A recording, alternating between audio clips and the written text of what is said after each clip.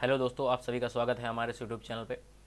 दोस्तों, आज हम लोग पढ़ने वाले हैं टैली ARP9 में कोई वस्तु उधार में कैसे खरीदते हैं। ठीक है, तो हम लोग सीखने वाले हैं कि कोई वस्तु अगर उधार में खरीदते हैं हम किसी पार्टी से, तो उसकी एंट्री कैसे की जाती है, ये हमें सीखना है। ठीक है, तो सबसे पहले टैली ARP9 अपना ओपन करके हम लोग क्या करते हैं, वर्क इन एजुकेशनल मोड, और यहाँ पर तो जितना पीछे का काम हो चुका है, वो जितनी एंट्री पीछे की हो चुकी हैं, तो वो आप लोग देख लें प्लेलिस्ट में जाके।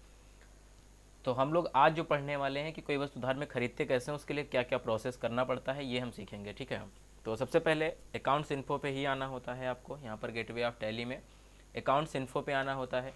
यहाँ पर लेजर्स दिखाई देगा और यहाँ पर क्रिएट करना है। ठीक है, तो यहाँ पर हम लोग उस पार्टी का नाम लेते हैं जिससे हम लोग खरीदते हैं। ठीक है, तो हमने लिख दिया अमित सप्लायर, यानी जो अमित पार्टी है वो उस पार्टी का नाम है ये अमित, जिससे हम कोई वस्तु खरीदने वाले हैं। ठीक है, अंडर में सन्ड्री क्रेडिटर रखेंगे, अंडर में सन्ड्री क्रेडिटर रखेंगे। क्यों रखेंगे? क्योंकि जिससे हम खरीद रहे होते हैं उसका नाम और उसके अंडर में सन्ड्री क्रेडिटर रखा जाता है। इतनी बात समझ में आ गई होगी। उसके बाद हम लोग बाहर निकलेंगे इसकी बटन से। तो यहाँ पर इन्वेंट्री इन्फो पे आना होता है और यहाँ पर यूनिट ऑफ मेजर पहले बनाते हैं, फिर स्टॉक आइटम बनाते हैं।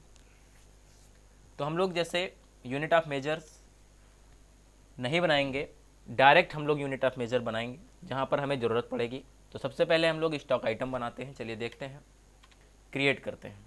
जैसे हमने लिया कि हमको कंप्यूटर ख़रीदना है और यहाँ पर यूनिट की बात करता है, तो यूनिट यहाँ पर पीसेस आपके पास है। अगर आपके पास यूनिट नहीं बनी होती तो आप Alt+C दबाते, अपने कीबोर्ड से Alt+C जैसे ही दबाते तो यूनिट के लिए सिंबल पूछता और ये सिंबल आप यहाँ पर बना देते हैं। तो यहाँ पर ये यूनिट आया है, इस यूनिट में आप देखें जो पीसेस था वो पीसेस आपको यहाँ पर लेना पड़ेगा। पीसेस यहाँ से ले लिया और इंटर इंटर एक्सेप्ट कर दिया। इतनी बात समझ आ गई कि नहीं आ गई? आ गई होगी आप लोगों को। उसके बाद हम लोग पढ़ने मतलब आगे बढ़ेंगे, अकाउंटिंग वाउचर पे आएंगे। हमको ख़रीदना है कोई चीज़ तो F9 प्रेस करते हैं। किस वाउचर से एंट्री करते हैं खरीदने की? परचेज़ वाउचर की। और जो परचेज़ वाउचर है वो आता कैसे है? F9 प्रेस करने से। उसके बाद यहाँ पर पार्टी नेम आएगा। पार्टी नेम में आपको उस पार्टी का नाम लेना होता है जिस पार्टी से आप खरीद रहे होते हैं।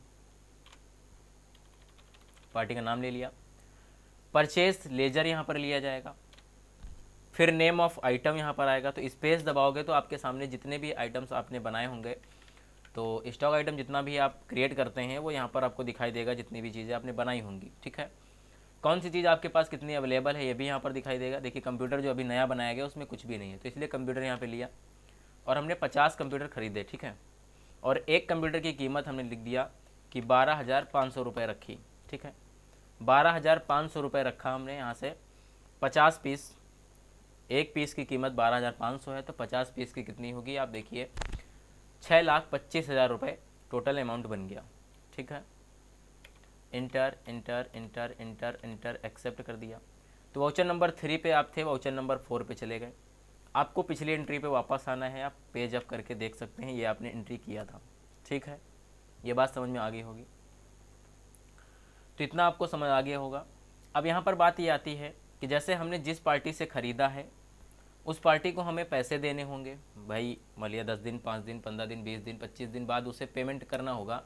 मतलब जिससे हम खरीद के लाएँ कोई वस्तु उधार में, उसको हम पैसे देंगे जाके कि नहीं देंगे? बिल्कुल देंगे। तो यहाँ पर आएंगे, पेमेंट देना होता है, तो पेमेंट के लिए F5 बटन आप प्रेस करेंगे। F5 जब आप प्रेस करेंगे तो वहाँ पर F5 दबाने से पेमेंट वाउचर आपका ओपन हो जाएगा। जब पेमेंट वाउचर आपका ओपन हो जाएगा तो यहाँ DR और CR मोड पे ऑप्शन आएंगे। तो यहाँ DR में आपको उस पार्टी का नाम लेना होता है जिससे आप जिसको आप पैसा देंगे, यानी जिसको आप भुगतान करेंगे, पेमेंट करेंगे। तो DR में अमित सप्लायर नाम लिया गया। जितना अमाउंट यहाँ पर शो होगा ये बता देता है कि ये पैसा आपको देना है। ठीक है, ये पैसा आपको देना होता है। तो 6,25,000 रुपये आप यहाँ पर फिल कर दें। फिल करने के बाद यहाँ पर आएगा CR। तो CR में आपको लेना पड़ेगा कैश। क्यों?